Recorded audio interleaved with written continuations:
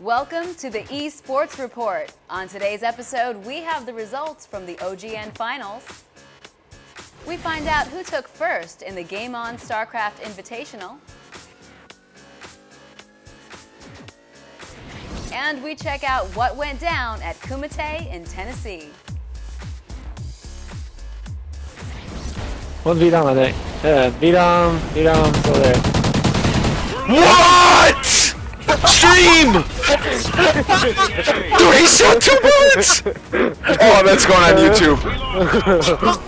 All right, guys, that was nameless shooting polls instead of players. Welcome to the eSports Report, everybody. I'm Chris Puckett, and joining me, as always, is Desi Sanchez. Hello, thanks, Chris. This week's MLG 2K series belonged to the fellows at Curse, with all 3 of their rosters making it to the top 8.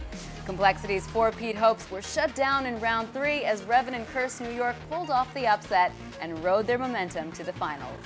Optic's reacquisition of Scumpy following the most recent team shuffle proved effective. The squad found themselves in the semifinals, where they also lost to Curse New York.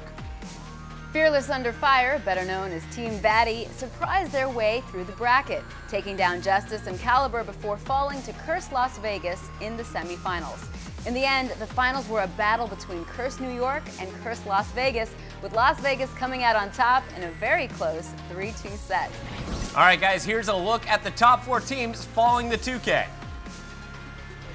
Also, the MLG Call of Duty Winter Invitational is continuing in full force. Curse Las Vegas continues to lead in the standings. The round-robin stage of the Invitational is set to end Tuesday before advancing the top 4 teams to the single elimination bracket. Bracket play will begin on Wednesday, February 5th, right here on MLG.tv. All right, Puckett, which 4 teams do you think will be competing for the $5,000? You know, there's still a lot of games to be played, but I think the only team that we know for sure that is locked in is going to be Curse Las Vegas. I know the fans, they want to see Optic and Envy in there, but I'm leaning a little bit closer towards teams like Curse New York. They're looking very strong recently, and could potentially see Strictly Business sneak in there. But ideally, I think we're going to see Curse Las Vegas, Optic, Envy, and either SB or Curse New York. That's exciting. I think you're right there. All right, now, guys, after losing the majority of their roster during the team shuffles, Rambo left the coaching position and moved back onto the starting lineup for Envious. We caught up with him at the recent UMG Philly event a few weeks ago to find out about his competitive history. Close, creeping around. He's gonna go for the slide and he gets it! What a cap there from Rambo! My first name is Raymond Lucier, and my gamer tag is Rambo Ray. So I started playing video games at a very young age. My grandma actually got me into it. She played Mario on the NES, and she actually gave me her console, and she got a new one for herself. I started playing like these sports games and such. I didn't start playing shooters until I got a PS2.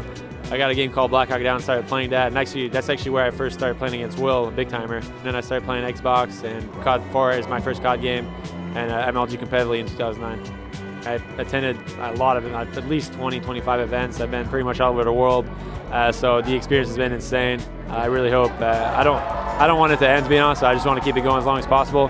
As long as I feel like I enjoy doing what I do and I can compete at the highest level, then I'm going to keep doing it. So Black Ops 2 kind of blew up our scene, me being one of the, I guess you can say, one of the early players to actually come out of the scene and actually be still here. It meant a lot for the community in general. It was a lot more about passion and just kind of like playing it for fun. It was more of a pastime, and it actually turned into a daytime job for a lot of people. So it growing only helps everyone. I'm just glad to be a part of it and help as much as I can, obviously. And last year was insane. I just hope it keeps growing. And as long as we have the support from the devs, we're just going to keep growing. So it's really good to look forward to. So some tips to be a pro gamer is don't want to be a pro gamer, even though that's probably the weirdest tip possible. The first thing I learned as far as like being a pro gamer is just kind of happened. It was almost destiny it's kind of weird to say, but I got sick for about 1.5 years and I couldn't really work. I had a degree in computer tech and I had to like stop working. So it came to the point where I just played video games all day and I ended up being really good at it. Rambo's gonna have overgrown again and he slides in! And it's gonna be 2-0! Oh my goodness, Benson, he did it again! It's kind of like pro sports. It's very comparable for an athlete like a hockey player, NHL player, NFL. I'm Canadian, so I'll talk hockey. But it really is to the point where like you can't wake up one day and be like, I want to be a pro athlete. Of course, it's possible to like aspire it, but actually just you got to like work hard at it and try and do it on your free time. But don't make it like your plan A. Really, it's just about understanding that having a degree in schooling and such is really important as well. When I first started playing, there wasn't really rules or law that were forced, so it was kind of a big ups. Let's say for a player like myself, because I'm French Canadian, I'm from Quebec, and we have laws and such that don't allow, it's kind of like the gambling laws. They have those in like, was it Arizona, Connecticut, they have those in the States as well. And so it's really the part of Canada I lived in that didn't allow me to compete in certain tournaments online. So obviously me moving to Ottawa kind of like was like being in that house, an MDS house. It really wasn't much of a difference. It's just about not being in that part of Canada. It's a struggle, but if you really want to do it, then you need to find a way around it, and obviously moving is probably the only thing you can do. So it's a lot harder for players like myself, but I was kind of lucky from when I started, I guess. Will someone just keep tabs on where he is going? I mean, he hasn't even killed anyone. He's an enigma. Now moving on to the COD Champs qualifiers. The second online preliminary qualifier for the UK, Ireland, France, and Germany regions for the upcoming Call of Duty World Championships took place over the weekend. With most of the top teams securing their spots last week, a few surprise teams came out of the woodworks to compete in the softer bracket. TYT decided to put the skills from their YouTube channels to the test in competition and took down Defiance eSports to secure their qualification. Rise of the Avengers dominated their run through the German qualifier, forcing their opponents to sacrifice themselves for captures on domination. Accuracy shotgunned their way through Blitz on Freight to close out the series against NS and move on to the next stage of the French qualifier. I've not really considered on this type of map when it's such close quarters around the actual capture zones. A shotgun's really useful. You can pretty much just sit on it and one-shot kill everyone.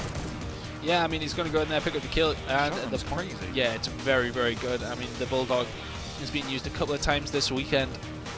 Personally, I haven't seen it.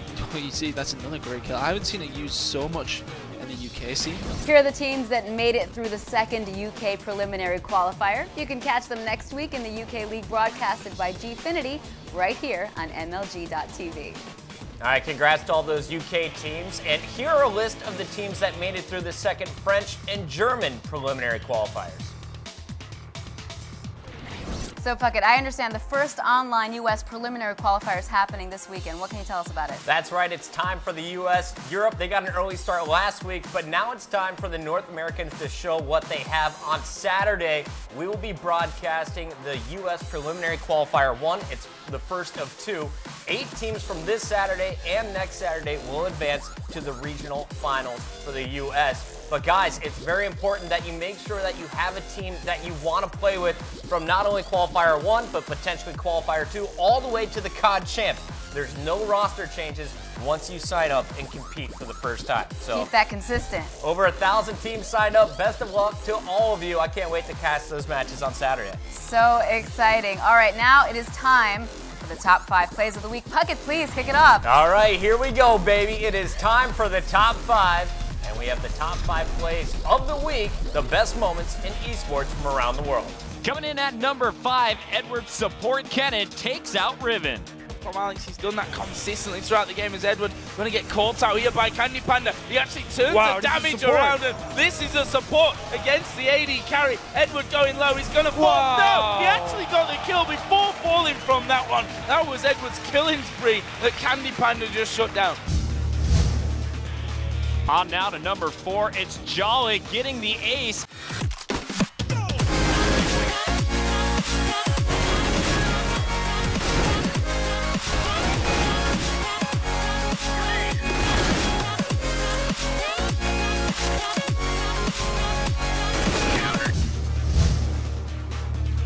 Coming in at number 3, Curse Gaming pushes Coast off the Baron and gets a game-changing 3 kills. Six gets everyone to the stun! That's a lot of damage! Zion Spartan gets taken down! That's gonna be, no, he lives! How is he still alive? Kill shot out everywhere! Zintendude is not able to get that Baron! Dominate comes in big time on that. Deja Vu with a smite steal. My God, was that not the right call? Oh God. On now to number 2, Lowell comes in the clutch in a 1v4. Zinio and Vertigo and Lowell for the third hat-trick kill to Windansky. One-on-one here. And he will get a 4-man. Beautiful play from Lowell. And finally, the number 1 play this week comes from Scarlet when she transfuses her Nidus Tunnel to get the victory over Minigun. No! Oh, He does get it. He's gonna kill it. Is Scarlet gonna get anything? Recharge. What if she sends the Queen suit first? Oh, Queen transfuses! Amazing transfuses by Scarlet. No, Oh no! Great play by Scarlet. And that 2 Void Rays going down. QQ, he types. It's over. You can't win. There's no way that Track can defend. No, there's. All right, now, Desi, I got a chance to do the top 5, so I think it's your turn to do the PlanetSide 2 play of the week. All right, well, fuck it. This week's play comes from new conglomerate player Fried Jam. He and his friends are pretty good at galaxy battles, so check out some of these epic shots. Damn, you let him do 2% damage? I'm sorry, man. I don't know what's going on. You're just not cutting it, okay? I'm sorry. Cut. No longer an MLG. Enemy ATV nearby. Can we get that ATV, please? Yeah, that's what I'm going for.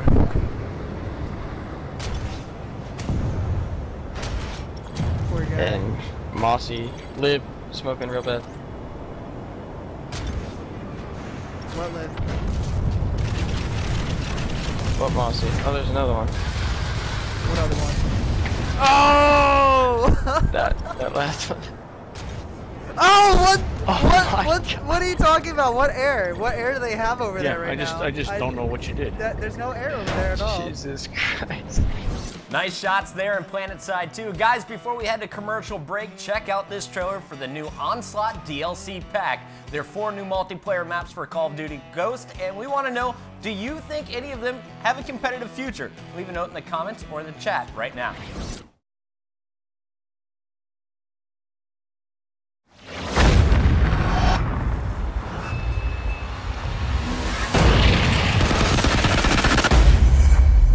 So we're really excited to start this new DLC season. I think this first pack is going to be amazing. What we've done is create 4 small to medium maps that have a very classic Call of Duty playstyle. I'm really looking forward to the weapon DLC because it's not just a single weapon, it's actually 2 weapons based on the same receiver and stock. And we've got a great new Extinction experience coming that I think fans are going to really love. With DLC, we really like to have fun, and that really shows in our first map, Fog. Fog is a dark, gloomy, intense map straight from a horror film. It's broken up into 3 different areas. We have like a tall grass area. We have even like cabins in the woods. If you really want to dominate, you can hold down the barn, get up in the upper window, and you can actually look out both sides and pick people off. If you complete a field order, you actually get to become Michael Myers. Very iconic horror film persona. You don the mask, you have the axe, the soundscape changes, everyone knows you're coming, and you're just tearing them up. Bayview is a mid-sized map, this kind of like quaint, peaceful boardwalk town. You can see these naval destroyers. And if you complete a field order, you can call in an artillery strike that decimates your enemy. Bayview's a great map, and it supports all playstyles. You have the high sniper points on each corner that can fire across to each other. You have your run and gun section throwing sentry guns on the trolleys. So you'll be sitting there waiting for the enemies, and all of a sudden you're just getting wrecked by this sentry gun. Containment's a map down in Mexico that develops these long-range kind of battles. So we have this riverbed, which divides it, and a bridge going over top, and you actually engage across the river with snipers or ARs. But if you're a fast-paced running gunner, you can actually hop down into the riverbed and flank, and there's multiple ins and outs. In containment, there's a radioactive missile. If you complete a field order, you can actually call in a mortar strike that detonates the missile and just destroys anyone in the area. So Ignition is a remake of Scrapyard from MW2. We wanted to bring back this fan favorite. It's a Florida-based US launch facility, so it's tied in with the single player. Ignition is kind of like a smallish to mid-sized map. It plays really tight. So if you complete the field order, you get to activate this test engine in the map that ignites and will burn any enemies that are in the area. So in DLC 1, we also have a brand new weapon. It's essentially 2 guns. It's a highly accurate, very dependable rifle. It comes with a sniper kit, and it has a really cool, teched out sniper scope. So depending on your playstyle, we've got you covered there as well.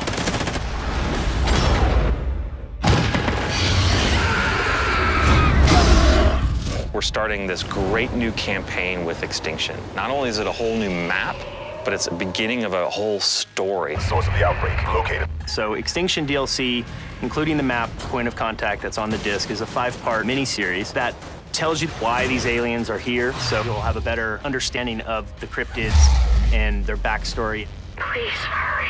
Well, in DLC 1, we pick up where it left off after Point of Contact.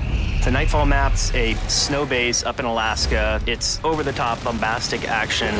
One of the new weapons you'll find is derived from scorpions that you've encountered in the game. We've got a new alien type called the Phantom, and he's pretty difficult to fight because he likes to jump a lot. As he's jumping, he becomes invisible. We also have a new cryptid called the Breeder, largest boss creature we've ever done. One of the things I think is great about Call of Duty as a franchise is really strong at supporting the community with content post-launch. This year's no different. We've got a great season of content coming. All of this will be coming January 28th. When we come back, we have the results from the World of Tanks Pro League Finals.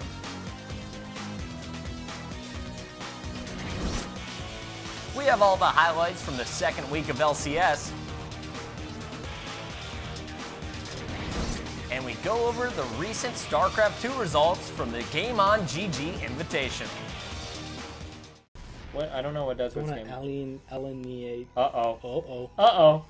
Oh!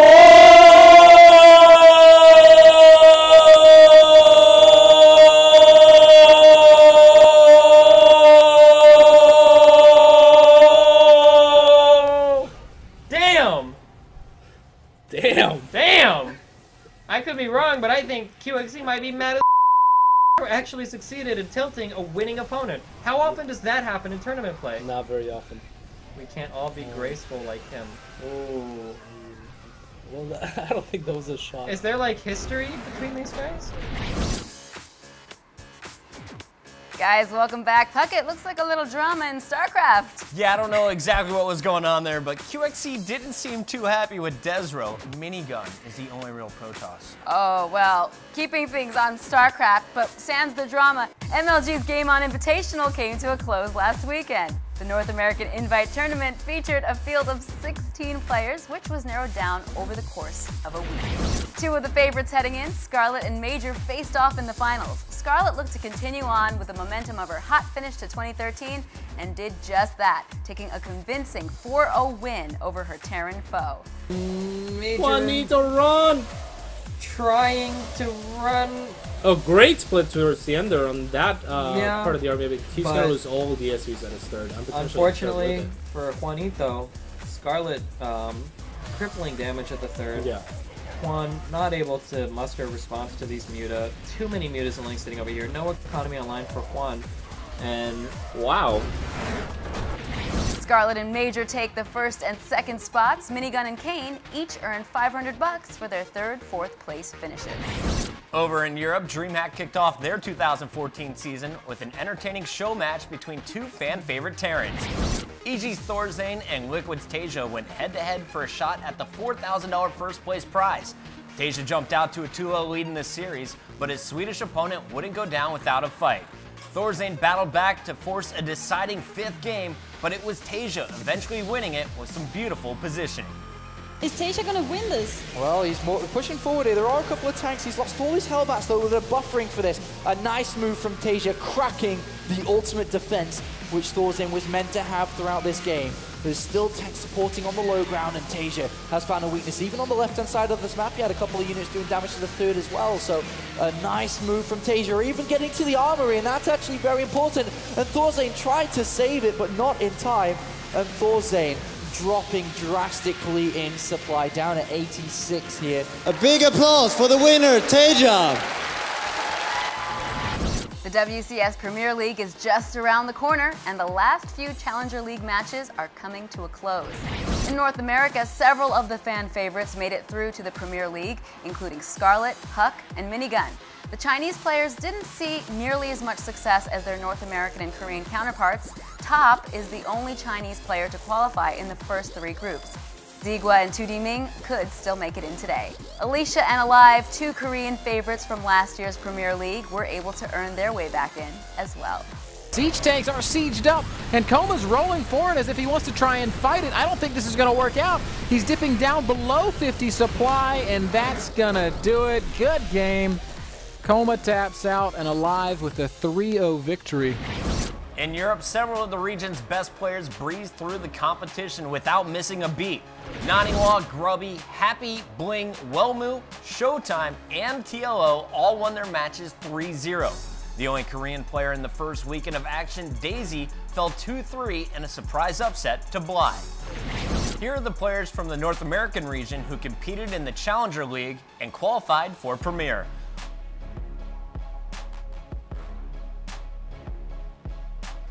And here are the 12 players who have advanced from the Challenger to Premier in Europe.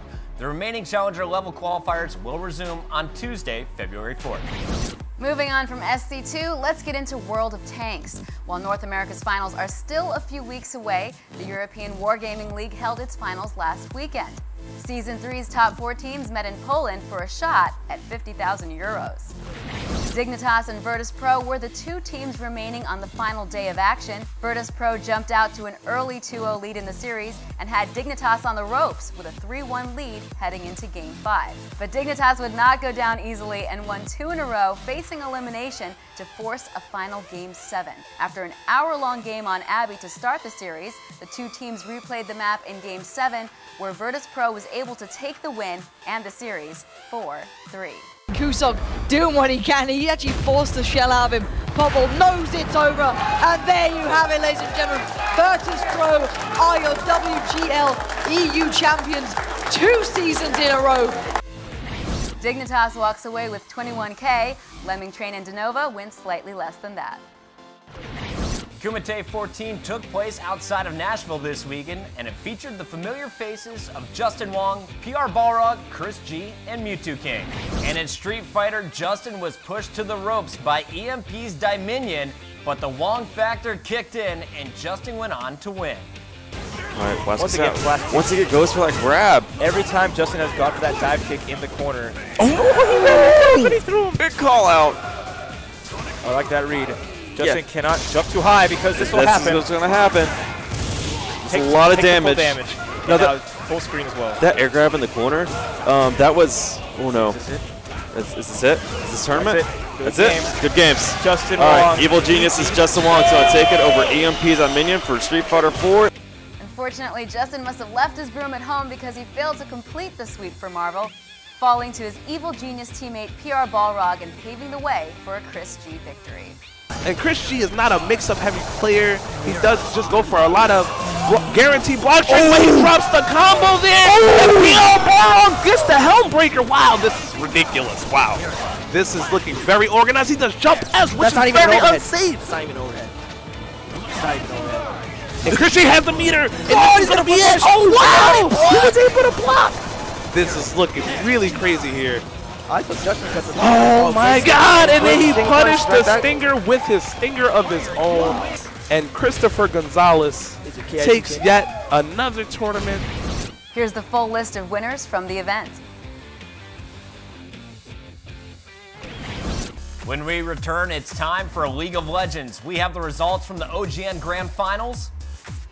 We go over the most recent LCS standings. Denied the money to pick that one up. He died after. And we have the results from the JCG Grand Final. Essentially is going to get that backline safe. Korea's winter season of on-game nets champions culminated this weekend in the grand finals between SK Telecom T1K and Samsung Galaxy Ozone. Regardless of the winner, the match was set up to have the first ever repeat winner of an OGN Champions tournament, as both squads had won an event in the past. In Game 1, Faker opened up with Riven and scored first blood. Early, he's a little off. Look at that, man. He's going ham. There's the Ignite Dane. Flashes Faker with the flash as well. First blood goes to Faker, and he gets out clean. The game was all downhill for Ozone from there. SKT snowballed to a 20-minute victory. Such a beefy front line, nobody can get through him, and now it's just clean up. Double kill for Faker, make it a triple kill, and that triple kill could seal the deal in game number 1. Ozone didn't quite seem to mentally recover going into Game 2. A few miscues and uncoordinated engages led to repeated teamfight victories for SKT. Dade forced on the fight right away as Impact gets into the back lines. Impact doing such a good job of zoning this fight.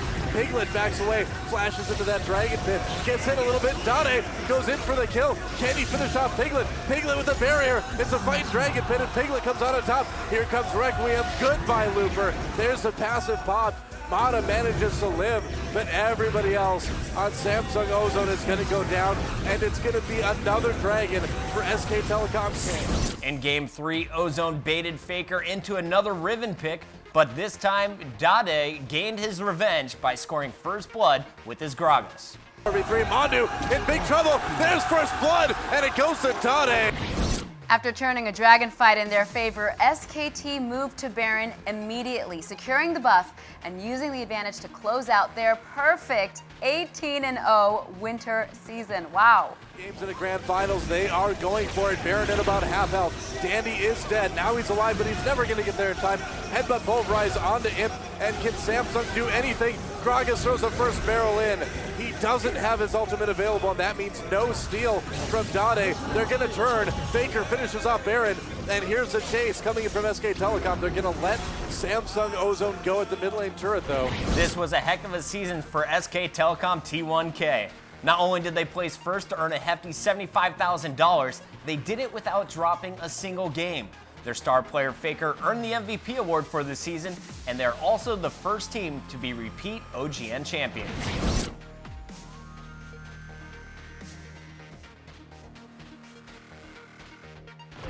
Congratulations to them. After an epic Super Week to start the new season of LCS play, the teams return to the stage for the second week of action, looking to separate themselves from the pack. After a surprising win over Cloud9 in the Super Week, Dignitas wanted to prove in Week 2 that they belonged among the elite in the North American LCS. With a 3-0 performance that included some unconventional picks, Dignitas stands at 5-2 in third place heading into Week 3.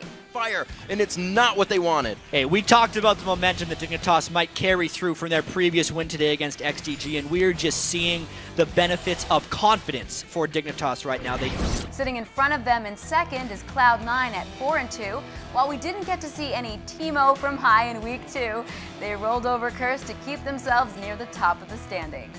For himself, Boy gets turned on, very low damage there, and he can't spell vamp enough life back. It is going to be high going down, but they turn the fight back onto Cop, and they may just turn to Baron. Sneaky got a kill in there too. Draven just shot through the roof. He's got a huge amount of gold. Oh, get in front! Oh, this is going to be a very scary Baron.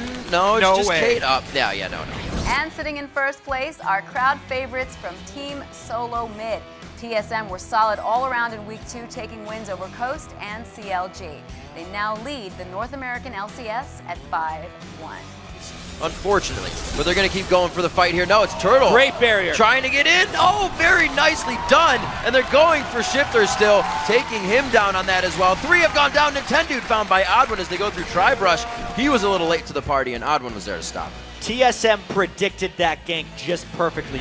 Take a look at the current standings. TSM and Dignitas move up from Week 1. Cloud9, CLG, and XDG all drop. Across the pond, the Europeans weren't afraid to show off some unique picks as well. Rockcat unleashed Mordekaiser against Super Hot Crew with great success. I mean, what more are you going to say? You know, DFG comes down, it amplifies the magic damage. That was in slow-mo, by the way. Yeah, that was in slow-mo. It amplifies the magic damage, and then when you follow it up with Hextech, Gunblade, and all the rest of the burst from Mordekaiser, he can do that to a number of champions. That was a very, very good Aqua Prison that prevented that. Gambit and SK's face-off featured a Jungle Zed and a top lane Tristana, but it was Edward support Kennen that stole the show with his duel with Candy Panda.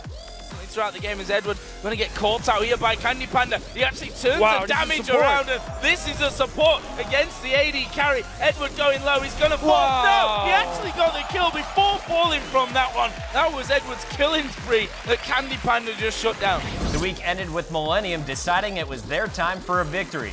Their early lead made any comeback hopes for SK a futile chase. Are all over them. Kevin will go down here. Don't think he's going to be able to get away. Shadow Dash will get finally closed out. It is actually N-rated doing defensive duties at the back. They do save themselves, but good God, they are taking their time. The jukes from Kevin They won't seem even to be able to working. kill him. There's no mana and Sven's Just Shadow Dashes away. Wow. Look at the regen coming out as well. Kevin, you made it a great escape. At the end of week 2, Fnatic leads with a perfect 5-0 record. Rockcat and Gambit trail at 2nd and 3rd. Over in Japan, the Japanese Competitive Gaming League reached its dramatic conclusion last weekend. The winners of 4 separate seasons earned their way to the playoff stage of the tournament, and it was Rascal Jester and Vec making it through the playoff bracket to the grand final. Rascal Jester's mid-lane player Appamen took charge in the series with dominant performances on both Orianna and Gragas. Vec held on for nearly 50 minutes in the second game of the series, but couldn't take the win and fell 0-2. But Appleman just blows him up. It's a double kill, but where is Fizz? He's coming right back from base. Has too much damage to deal with, does Playful Trickster. There's a nice spell shield. Look at that body slam on in there. Appleman looking for a nice barrel. Gets the shutdown. And now with RKP popping that Banshees, or the Guardian Angel onto Asteroid. There's the body slam, a double kill. Can they end the game right here, Corey? It's an ace. Rascal Jester walks away with 500,000 yen for their victory. 500,000 yen. Which is roughly equivalent to $5 grand. Not as impressed. Good stuff anyway, guys. Well, this is the end of our show. Make sure to check out these awesome tournaments going on in the upcoming week. First of all, MLG and Join Dota are happy to announce the TKO tournament. This event will feature the top European and American Dota 2 teams competing for $60,000. The event kicks off next Tuesday, February 4th. Assembly Winter will have 5,000 euros up for grabs in Counter-Strike. And of course, guys, don't forget plenty of Call of Duty Championship qualifiers to watch this weekend. We're kicking off the first U.S. preliminary qualifier right here on MLG.TV this Saturday. And you can watch the Australian and New Zealand regions being broadcast by ACL Pro Saturday and Sunday right here on MLG.TV. So much to watch. Keep those eyes glued to the screen. From everyone here at MLG, thank you so much for watching. We'll see you back here next Thursday at 7 p.m. ET right here on MLG.TV. Have a good one, everyone.